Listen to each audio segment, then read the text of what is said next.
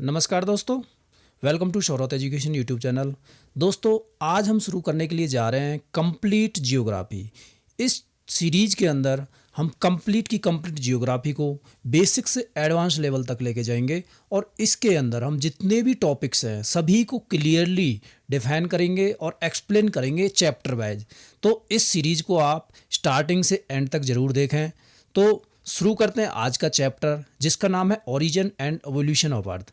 ये हमारी जियोमॉर्फोलॉजी का चैप्टर है, फर्स्ट चैप्टर है। इसके अंदर हम देखेंगे कि हमारी जो अर्थ है इसका एवोल्यूशन कैसे होता है, किस तरीके से हमारी धरती का जो निर्माण है वो होता है। तो इसके अंदर दोस्तों बहुत सारी थ्योरीज हैं जो कि इस चैप्टर में हमको पढ़ाई जाती हैं। इनकी हेल्प से हम जान सकते हैं कि किस तरीके से हमारी धरती का निर्माण हुआ होगा। ये क्लियर नहीं है, ये सिर्फ एक अंदाज़ा लगाया जाता है कि किस तरीके से हमारी धरती बनी हुई होगी। तो इसके अंदर जो मोस्ट एक्सेप्टेबल थ्योरीज हैं उन्हीं को मैंने इसमें डाला हुआ है। तो आज के इस चैप्टर के अंदर हम नेबुलर हाइपोथेसिस पढ़ेंगे, देन प्लैनेटेजिमल हाइपोथेसिस पढ़ेंगे, देन टाइडल हाइपोथेसिस पढ़ेंगे एंड उसके बाद हम पढ़ेंगे प्रोटोप्लैनेट हाइपोथेसिस। जो इसकी जो मोस्ट एक्सेप्टेबल थ्योरी है हमारी जो अर्थ की फॉर्मेशन में, वो है बिग बैंग थ्योरी। उसको हम नेक्स्ट चैप्टर में कवर करेंगे। आज के लिए हम इन चारों थ्योरीज को देखेंगे कि इनके अंदर क्या बताया गया है, किस तरीके से हमारी धरती का निर्माण हुआ होगा, उसी को हम इसमें डिटेल में एनालिसिस करने वाले हैं। तो शुरू करते हैं, बने रहिए हमारे साथ। सबसे पहले हम देखते हैं दोस्तों नेबुलर हाइपोथेसिस। इसका जो ओरिजिन है दोस्तों वो एमिनल कांत 1755 में इसका इन्वेंशन हुआ है। उसके बाद इसको री-रिवाइज्ड किया गया था नेबुलर हाइपोथेसिस को, और इसको जो साइंटिस्ट हैं वो है पीएस लैप्लेस। 1796 के अंदर इसको री-रिवाइज्ड किया गया था नेबुलर हाइपोथेसिस को। तो इसके अंदर क्या बताया गया दोस्तों, इसके अंदर बताया गया है कि जो शुरुआती दौर था उस टाइम पे जो हमारा जो यूनिवर्स है उसके अंदर बहुत बड़े बड़े गैसेज के गुब्बार थे। कौन सी गैस? हाइड्रोजन एंड हीलियम, जो कि बहुत ज़्यादा लाइट एलिमेंट्स हैं एक्चुअल में, जिससे कि हमारा जो सन है उसका जो फॉर्मेशन होता है वो हाइड्रोजन और हीलियम से ही होता है इनिशियली। तो वही गैसेज का बोला जाता है कि बहुत सारे जो बड़े बड़े जो गुब्बार थे हाइड्रोजन और हीलियम के, और उन गुब्बार के अंदर क्या हुआ दोस्तों, अचानक से क्या है कंडेंसेशन शुरू हो गया। यानी कि एक जगह पे ये हाइड्रोजन और हीलियम इकट्ठा होना शुरू हो गया, जिसकी वजह से हमारा जो सन है, जो सूरज है, उसका निर्माण होता है और उसके चारों तरफ बहुत सारी जो एक्रीशन डिस्क बन जाती है। ये जो डिस्क हैं दोस्तों, ये कुछ नहीं है, ये हमारे जो गुब्बार थे हाइड्रोजन और हीलियम के, ये एक साथ आना शुरू हो जाते हैं। और एक साथ आने के बाद में धीरे धीरे करके क्या है, जो बड़े बड़े जो गुब्बार थे वो इकट्ठा हो के प्लैनेट्स में कन्वर्ट हो जाते हैं। यानी कि जो गैसेज थी हाइड्रोजन और हीलियम, वो क्या एक साथ इकट्ठी होती हैं और एक साथ जो ग्रेविटेशनल पुल की वजह से जितने भी जो आसपास के जो मटेरियल्स थे उनको अपनी तरफ अट्रैक्ट करते हैं, और उस अट्रैक्शन की वजह से जो हमारे जो प्लैनेट्स हैं उनका फॉर्मेशन होता है। और इसी तरीके से हमारे जितने भी 8 के 8 जो प्लैनेट्स हैं उनका फॉर्मेशन होता है और वो सन के चारों तरफ चक्कर लगाना शुरू कर देते हैं। तो नेबुलर हाइपोथेसिस के प्रोसेस में यही बताया गया है, हाइड्रोजन और हीलियम मेनली इसमें रहती हैं शुरुआत में। उसके बाद जो सन का जो फॉर्मेशन होता है दोस्तों, इसमें बताया गया है कि जितना भी जो नेबुला थी, नेबुला इन द सेंस जितना भी जो हाइड्रोजन और हीलियम को जो गैसेज को बड़े बड़े जो गुब्बार थे, वो उसका 99.85% जो मास था वो अकेले सन ने ले लिया। यानी कि जो सेंटर में जो था उसका सबसे ज़्यादा मास था, यानी कि 99.85%। बचा हुआ जो मास था वो हमारे प्लैनेट्स में कन्वर्ट हो गया। कितना? बहुत ही कम, मिनिमम, यानी कि 0.15% जो था मास वो सिर्फ प्लैनेट्स के अंदर गया। तो उसी से क्या है फॉर्मेशन ऑफ प्लैनेट्स होता है। यानी कि जो हमारे प्लैनेट्स जो बनते हैं और मून्स जो बनते हैं, यानी कि सैटेलाइट्स हैं, जो हर एक प्लैनेट्स की ज़्यादातर सैटेलाइट्स भी प्रेजेंट हैं, तो वो उसका जो फॉर्मेशन होता है दोस्तों वो भी क्या है हाइड्रोजन और हीलियम के ग्रेविटेशनल पुल की वजह से होता है। इसमें बताया गया है कि जो टेम्परेचर जोन्स हैं, यानी कि सेंटर में बहुत ज़्यादा टेम्परेचर था, सन के जो पास वाले जो प्लैनेट्स जो बने वो क्या है मेटल्स एंड सिलिकेट्स के बने। यानी कि आप देख पा रहे होंगे हमारी जो अर्थ है वो भी क्या है बहुत सारे डेंस रॉकी सबस्टांसेस से बना है, और जो लास्ट वाले जो प्लैनेट्स हैं वो क्या है वोलेटाइल सबस्टांसेस से बने हैं, यानी कि वो गैसियस सबस्टांसेस टाइप से बना है। यही टेम्परेचर जोन्स बताया गया है कि जो सेंटर में बहुत ज़्यादा हाई टेम्परेचर की वजह से जो मेटल्स और रॉकी सबस्टांसेज और सिलिकेट्स जो सबस्टांसेज हैं उनसे हमारे चारों के चारों जो प्लैनेट्स बने हैं इनिशियल वाले, और उसके बाद वाले जो प्लैनेट्स हैं दोस्तों वो क्या है वॉलेटाइल कंपाउंड से बने हैं, यानी कि बहुत सारी जो गैसेज थी उनसे बने हैं और हल्के सबस्टांसेज से बने हैं। तो यही इसमें नेबुलर हाइपोथेसिस में डिफाइन किया गया है दोस्तों। इस नेबुलर हाइपोथेसिस के बहुत सारे चैलेंजेज हैं, यानी कि इस हाइपोथेसिस तो दे दिया उन्होंने लेकिन इसमें बहुत सारी कमियां हैं जो कि वो डिफाइन नहीं कर पाती है हाइपोथेसिस खुद से। सबसे पहली है एंगुलर मोमेंटम डिस्ट्रीब्यूशन, यानी कि इस हाइपोथेसिस के अंदर बताया गया है कि जो सेंटर का जो मास है उसमें सबसे ज़्यादा है, यानी कि 99.85% जो मास था पूरे नेबुला का वो अकेले सन ने ले लिया। लेकिन यहाँ पर जो देखने वाली बात यह है कि जो एंगुलर मोमेंटम है, एंगुलर मोमेंटम क्या होता है दोस्तों, ये होता है रोटेशन, यानी कि हमारे सन के चारों तरफ जैसे कि हमारे प्लैनेट चक्कर लगाते हैं उसको हम एंगुलर मोमेंटम बोलते हैं। तो हमारे सन में मास सबसे ज़्यादा था लेकिन इसने पूरी तरह से अपना जो एंगुलर मोमेंटम खो दिया। लेकिन जो बहुत ही कम मास वाले जो प्लैनेट्स थे उन्होंने बहुत स्पीड में अपना रोटेशन शुरू कर दिया। तो ये कैसे पॉसिबल हो गया, तो ये अपने आप में एक चैलेंज है। उसके बाद आता है दोस्तों प्लैनेटेजिमल फॉर्मेशन। प्लैनेटेजिमल क्या होता है, प्लैनेटेजिमल दोस्तों एक हार्ड सब्सटेंस होता है, एक प्लैनेट से बनने की पहले की जो प्रोसेस होती है, प्लैनेट से पहले जो बनता है उसको हम बोलते हैं प्रोटो प्लैनेट, और प्रोटो प्लैनेट से बनने से पहले की जो अवस्था होती है उसको हम बोलते हैं प्लैनेटेजिमल, और इससे पहले क्या है गैसेज रहती हैं। तो इसमें बताया गया है कि बहुत कम मात्रा में, यानी कि 1 सेंटीमीटर सिर्फ ये क्या है डस्ट पार्टिकल्स थे और या क्लाउड्स थे जो वो कैसे कन्वर्ट हो गए 1 किलोमीटर से भी बड़े प्लैनेटेजिमल्स में। ये अपने आप में क्या है एक मिस्ट्री है कि कैसे इतने बड़े बड़े जो ये इतना कम मास होने के बाद भी ये प्लैनेटेजिमल्स जो बने हैं 1 किलोमीटर तक ये कैसे फॉर्म हो गए, ये आपस में एक मिस्ट्री है। तो इसी को भी ये जो नेबुलर हाइपोथेसिस है डिफाइन नहीं कर पाई है। उसके बाद दोस्तों हॉट गैस प्रॉब्लम, यानी कि जो गर्म हवा है, क्योंकि उस टाइम पे तो बहुत ज़्यादा हीट थी, जितनी भी हाइड्रोजन और हीलियम गैसेज थी वो बहुत ज़्यादा गर्म थी। तो ऐसी अवस्था में ये गर्म जो गैसेज थी इनको तो स्पेस में चला जाना चाहिए था, क्योंकि एक गैस की टेंडेंसी होती है गैस जितनी ज़्यादा गर्म होगी वो क्या है उड़ती है ना कि कंडेंस होती है। जबकि इस हाइपोथेसिस में बताया गया है कि हाइड्रोजन और हीलियम आपस में कंडेंस होके क्या बनाया अपना सन का फॉर्मेशन किया और प्लैनेट्स का फॉर्मेशन किया। तो ये भी एक क्या है चैलेंज है इस थ्योरी के अंदर भी। इनिशियल कंडीशंस, यानी कि ये जो थ्योरी है वो फुल्ली एक्सप्लेन नहीं कर पाई कि किस तरीके से जो नेबुला जो बताते हैं, जो गैस का जो गुब्बार बताते हैं वो किस तरीके से बना, उसमें भी क्या है थ्योरी एक्सप्लेन नहीं कर पाई है। ये भी अपने आप में क्या है एक चैलेंज है। और तीसरी बात क्या है दोस्तों, ये जो प्लैनेट्स जो बने ये इतने कम मास के अंदर कैसे बन गए, यानी कि टोटल जो मास इस थ्योरी के अंदर बताया है कि 99.85% मास तो अकेले सन ने ले लिया। तो 0.15% के अंदर हमारे जो प्लैनेट का जो फॉर्मेशन है इतने कम मास के अंदर कैसे हो गया, ये भी अपने आप में क्या है एक चैलेंज है। तो दोस्तों नेबुलर हाइपोथेसिस यहीं पर फिनिश होती है। नेक्स्ट जो हाइपोथेसिस आती है हमारी वो है प्लैनेटेजिमल हाइपोथेसिस थ्योरी। सबसे पहले तो दोस्तों ये जो थ्योरी प्रपोज की थी ये की थी थॉमस सी कैम्बरलेन ने and astronomer Forest R Moulton 1905 में ये थ्योरी को इन्वेंट किया गया था। इस थ्योरी के अंदर दोस्तों बताया गया है कि उस समय पर एक स्टार, यानी कि जो एक तारा हमारे सन के बहुत ही समीप से गुजरा था। इसकी वजह से जो ग्रेविटेशनल पुल की वजह से जो सन के चारों तरफ जो भी कुछ मटेरियल्स थे, जो गैसेज थी हाइड्रोजन और हीलियम, ये क्या है एक टाइड के फॉर्म में इस तरीके से आ गई और उस आने की वजह से हमेशा के लिए यहीं पर ही रहेगी। इस हाइपोथेसिस के अंदर दोस्तों यही बताया गया है कि जो सन से निकला हुआ जो इमेंस टाइडल डिस्ट्रप्शन था यही क्या है हमारे प्लैनेट्स में कन्वर्ट हो जाता है। ये प्लैनेटेजिमल्स में ज़्यादातर सबसे पहले जो मैंने अभी थोड़ी देर पहले बताया था कि सबसे पहले प्लैनेटेजिमल्स बनते हैं। प्लैनेटेजिमल्स में क्या होता है जो हार्ड सबस्टांस बनते हैं, जितने भी जो गैस के जो पार्टिकल्स थे, डस्ट के जो पार्टिकल्स थे, ये आपस में कंडेंस हो जाते हैं और कंडेंस होकर शुरुआत में प्लैनेटेजिमल्स बनाते हैं। उसके बाद दोस्तों एक्रीशन होता है। एक्रीशन के अंदर क्या होता है मर्जिंग होती है, यानी कि जितनी भी जो आसपास के जो मटेरियल्स हैं वो आपस में कंडेंस होते हैं। यानी कि जितने भी रास्ते में जैसे मान के चलो यहाँ पर बहुत सारा जो मटेरियल सन से निकला था तो यहाँ पर बहुत सारी डस्ट पार्टिकल्स, गैसेज, ये सारे भी तो बिखरे थे। तो जैसे जैसे प्लैनेटेजिमल्स फॉर्मेशन होता है, यानी कि मान के चलो इस तरीके से यहाँ पे कोई प्लैनेटेजिमल बनता है।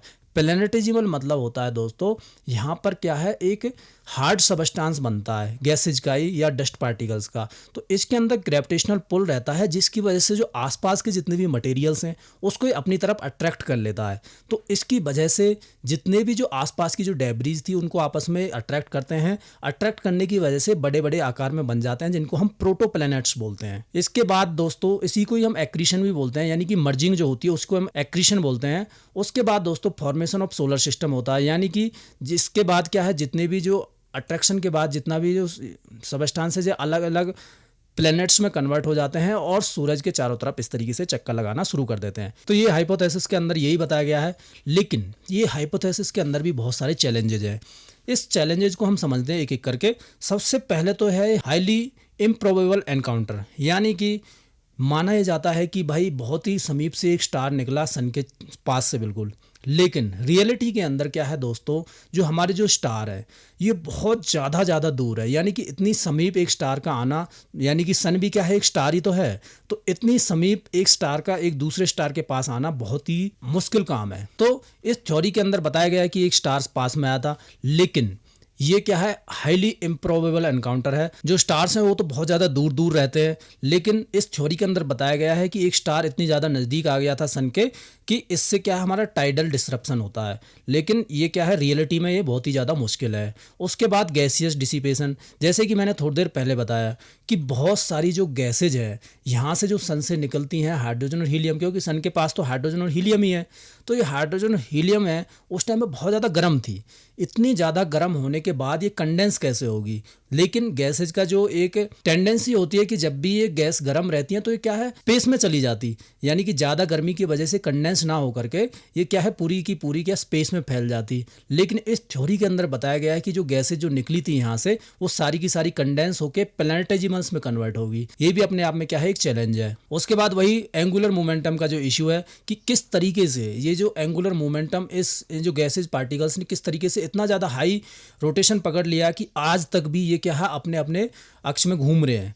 ये जितने भी जो प्लैनेट्स हैं अपने एंगुलर मोमेंटम को बनाए हुए हैं। तो ये कैसे पॉसिबल होगा? ये थ्योरी इस चीज़ को एक्सप्लेन नहीं कर पाई है। ये भी क्या है, एक चैलेंज है। उसके बाद है दोस्तों इंटर प्लैनेटेजिमल कोलिजन, यानी कि इसमें बताया गया है कि जितने भी जो प्लैनेटेजिमल्स बने थे उसमें आपस में कोलिजन क्यों नहीं हुआ, यानी कि इसमें आपस में जो टकराव क्यों नहीं हुआ, अलग अलग क्यों बिखर गए। जो प्लैनेटेजिमल्स जैसे कि मैंने बताया था जो हार्ड सबस्टांसेस इनिशियली बने थे, इनके अंदर भी तो टकराव हो सकता था और टकराव होने से ये पूरी तरह से फैल जाते और अपने आप सन के ग्रेविटेशनल पुल की वजह से वापस से सन में मिल जाते। तो ऐसा क्यों नहीं हुआ? तो ये जो हाइपोथेसिस है इसके अंदर ये क्या है, एक चैलेंज है बड़ा। उसके बाद है दोस्तों प्लैनेटरी साइज एंड डिस्टेंसेज। बताया जाता है कि ये जो हमारे जो प्लैनेट्स हैं दोस्तों ये बहुत ज़्यादा वेरीड साइज के हैं, यानी कि कोई जैसे जुपिटर है वो बहुत ज़्यादा बड़ा है, जुपिटर और सैटर्न है बहुत ज़्यादा बड़े हैं। वहीं जो इनिशियल जो प्लैनेट्स हैं हमारे वीनस वगैरह ये बहुत ज़्यादा छोटे हैं।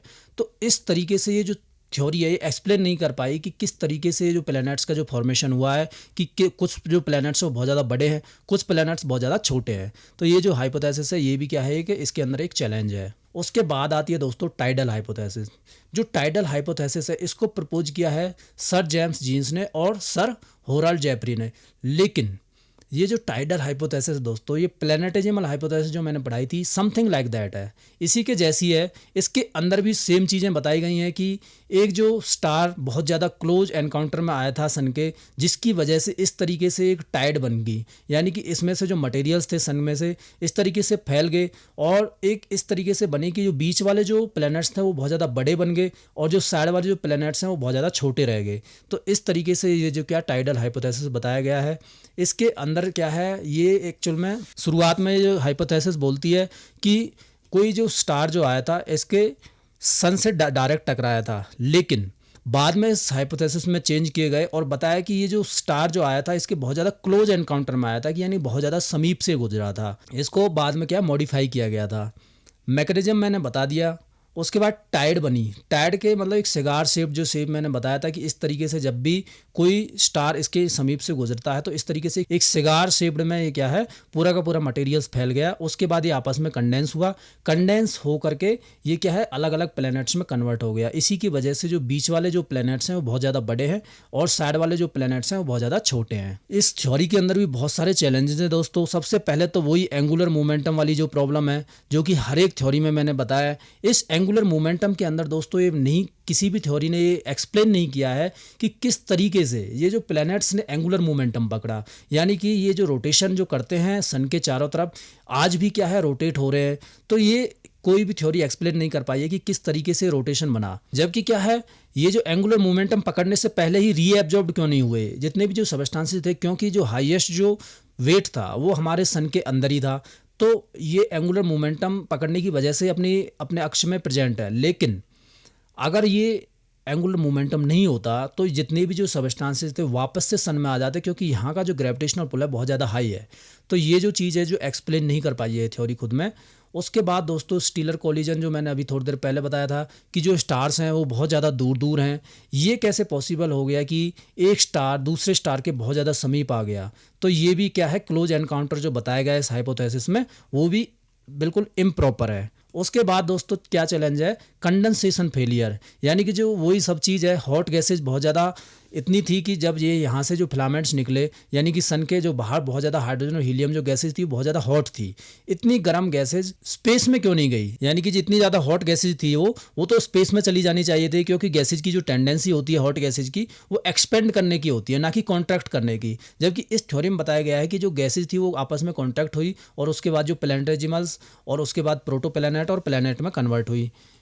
तो ये भी क्या है, एक चैलेंज है। उसके बाद आता है दोस्तों कंपोजिशनल डिस्क्रिपेंसी, यानी कि ये थ्योरी एक्सप्लेन नहीं कर पाती है कि हमारे जो इनिशियल जो प्लैनेट्स हैं वो क्या है, रॉकी सबस्टांसेस से बने हुए हैं, जबकि बाहर वाले जितने भी जो प्लैनेट्स हैं वो सारे के सारे गैसियस हैं। तो ये जो थ्योरी है ये एक्सप्लेन नहीं कर पाई है कि किस तरीके से इसका फॉर्मेशन होता है। उसके बाद है दोस्तों फॉर्मेशन ऑफ सैटेलाइट्स, यानी कि हमारे जो इनिशियल जो प्लैनेट्स हैं उनके अंदर जो सैटेलाइट्स नहीं है, जबकि बचे हुए जो प्लैनेट्स हैं उनके अंदर बहुत ज़्यादा सैटेलाइट्स हैं। तो ये चीज़ भी ये जो थ्योरी एक्सप्लेन नहीं कर पाई है कि किस तरीके से जो सैटेलाइट्स का फॉर्मेशन हुआ है। अभी आती है दोस्तों प्रोटोप्लैनेट हाइपोथेसिस। इस हाइपोथेसिस के अंदर दोस्तों जो नेबुलर हाइपोथेसिस मैंने बताया था शुरुआत में, कुछ ये भी जो हाइपोथेसिस है उसके जैसी है ही। इसके अंदर भी वही बताया गया है कि जो इनिशियल स्टेज में हमारी जो कंडीशन थी वो एक बहुत ज़्यादा गैसियस का गुब्बार था। वो जो गुब्बार है वो इनिशियली आपस में एक दूसरे से टकराया, हाइड्रोजन और हीलियम से पूरी तरह से बना हुआ था, जिसको हम नेबुला बोलते हैं। ये जो नेबुला है, नेबुला के सेंटर में क्या है, शुरुआत में प्रोटोसन बनता है, यानी कि जो सन का जो फॉर्मेशन होता है वो नेबुला के बीचों बीच में बनता है। और नेबुला के बीचों बीच में इस तरीके से सन बनने के बाद जो पूरी की पूरी जो डिस्क टाइप में बन जाती है, और जितने भी जो गैसियस जो पार्टिकल्स थे वो क्या है इस तरीके से डिस्क में बन जाते हैं। डिस्क बनने के बाद दोस्तों एक्रीशन होता है, यानी कि डिस्क के अंदर ही जो बड़े बड़े जो गैसेज के गुब्बार एक साथ आना शुरू कर देते हैं, और यहाँ पर ग्रेविटेशनल पुल की वजह से प्लैनेटेजिमल्स बनते हैं। प्लैनेटेजिमल्स मतलब क्या होता है, हार्ड सबस्टांसेस बनते हैं, यानी कि बहुत ज़्यादा जो डस्ट पार्टिकल्स थे वो एक साथ इकट्ठा आते हैं, गैसेज सबस्टांस इकट्ठी आती हैं। उसके बाद जो प्लैनेटेजिमल्स हैं वो प्रोटोप्लैनेट्स में कन्वर्ट होते हैं, यानी कि जो इसका जो रास्ता था उसमें इन्होंने जितनी भी जो गैसेज सबस्टांस इसमें मिलते चले गए और वो बड़े आकार में बनना शुरू हो गया। धीरे धीरे क्या हुआ, वो प्रोटोप्लैनेट्स में कन्वर्ट हो गए। और इसके बाद जो सोलर विंड्स जो चली उनकी वजह से जो एक्सेस जो गैसेज मटेरियल्स थे वो भी यहाँ पे इसका पूरी तरह से जो पथ था वो क्लियर हो गया, और फाइनली क्या है प्लैनेट्स में कन्वर्ट हो गए। तो ये जो थ्योरी है प्रोटोप्लैनेट हाइपोथेसिस, ये नेबुलर हाइपोथेसिस का ये एक नया वर्जन है, जिसके अंदर इसमें जो की फोकस किया गया एडीज के ऊपर किया गया। यानी कि जो नेबुलर हाइपोथेसिस में एडीज का नाम कहीं भी नहीं लिया गया था, लेकिन इस प्रोटोप्लैनेट हाइपोथेसिस में एडीज का नाम लिया गया। एडीज क्या होती है दोस्तों, ये जो हमारा गैसेज के जो गुब्बार थे, यहाँ पर जो बीच में जो डिस्क के अंदर ही एडीज बनी। एडीज इन द सेंस यानी कि जो गैसेज के जो पार्टिकल्स थे वो बड़े बड़े गुब्बार में कन्वर्ट हो गए, और वहाँ पर क्या है आपका ग्रेविटेशनल पुल बना, इसी को हम एडीज बोलते हैं। उसके बाद एक्रीशन होता है। एक्रीशन मैंने बता दिया, डस्ट, आइस, आयरन, मेटल, जितने भी जो सॉलिड जो फ्रेगमेंट्स थे वो आपस में एक साथ आए, कोलाइड किया, कोलाइड करके वो मर्ज हो गए, यानी कि एक जगह पे इकट्ठा हो गए। उसी के बाद क्या है हमारा प्लैनेटेजिमल्स बने, और प्लैनेटेजिमल्स के बाद हमारा जो प्रोटोप्लैनेट का फॉर्मेशन होता है, और प्रोटोप्लैनेट्स के बाद हमारे जो प्लैनेट्स बनते हैं। और सन्स की जो सोलर विंड है ये एक्सेस जो गैसेज मटेरियल्स थे हाइड्रोजन और हीलियम उसको क्लीन कर देती हैं, जिसके बाद इनका जो पथ है वो बिल्कुल क्लियर हो जाता है। इस थ्योरी के अंदर भी बहुत सारे जो चैलेंजेज हैं वही चैलेंज हैं जो कि सब में है। सबसे पहले जो हॉट गैसेज का जो टेंडेंसी है एक्सपेंड करने की, जबकि इस थ्योरी के अंदर बताया गया है कि ये कंडेंस किया और कंडेंस करके क्या है प्लैनेटेजिमल्स में कन्वर्ट हो गया। तो ये जो थ्योरी है ये भी एक्सप्लेन नहीं कर पाई है क्लियरली कि किस तरीके से हॉट गैस कंडेंस हुए। Time scale and orbital migration, यानी कि इतना समय था सन के पास, तो ये जो चारों तरफ जो घूम रहे थे, ये ऑर्बिटल माइग्रेशन होने से पहले ही सन के अंदर क्यों नहीं चले गए? यानी कि जितने भी जो मटेरियल, जो डिस्क जो बनी थी, ये क्या है, इतना टाइम नहीं था कि ये दूर दूर तक फैल जाए, उससे पहले ही सन के अंदर क्यों नहीं समाई? तो ये भी क्या है, चैलेंज है इस थ्योरी के अंदर। और डाइवर्ज एक्सोप्लैनेट डेटा, यानी कि हमारा जो बाकी जो सन्स हैं, जो बाकी जो सोलर सिस्टम्स हैं, हमारे सोलर सिस्टम के अलावा उस सोलर सिस्टम के अंदर बताया जाता है कि जो जो हॉट जुपिटर्स हैं वो स्टार्स के बहुत ज़्यादा क्लोज हैं, जबकि हमारी इस थ्योरी के अंदर बताया गया है कि जो नियरेस्ट जितने भी जो प्लैनेट्स हैं वो स्मॉलेस्ट हैं, उसके बाद जो बड़े प्लैनेट्स आते हैं। लेकिन अदर जो हमारे यूनिवर्स के अंदर और भी तो क्या है, स्टार्स हैं, उन स्टार्स के अंदर क्या है, बहुत सारे प्लैनेट्स हैं, वो हॉट हैं, जुपिटर्स के जैसे हैं, मतलब बहुत बड़े बड़े जुपिटर्स के जैसे हैं, और वो बहुत ज़्यादा क्लोज है अपने जो स्टार्स के। हमारा जो स्टार है वो सन है, सन के पास में क्या है, छोटे छोटे प्लैनेट्स हैं। ये चीज़ को एक्सप्लेन नहीं कर पाई ये थ्योरी कि किस तरीके से जो हमारा जो प्लैनेट्स का जो फॉर्मेशन छोटे से बड़े में हुआ है, ये भी जो एक्सप्लेन नहीं कर पाई है। तो दोस्तों यहाँ पर ये चारों की चारी थ्योरीज कंप्लीट होती हैं। अपकमिंग वीडियोज़ के अंदर हम बिग बैंग थ्योरी को पढ़ेंगे, जो कि मोस्ट एक्सेप्टेबल है। इसके अंदर क्लियरली पता चलेगा कि किस तरीके से हमारा जो यूनिवर्स का फॉर्मेशन होता है और हमारी जो जियोमॉर्फोलॉजी है, यानी कि जो हमारी अर्थ है, उसका फॉर्मेशन कैसे होता है। तो ये वीडियो यहीं पर ही फिनिश होता है दोस्तों। Thank you for watching. जय हिंद, जय भारत।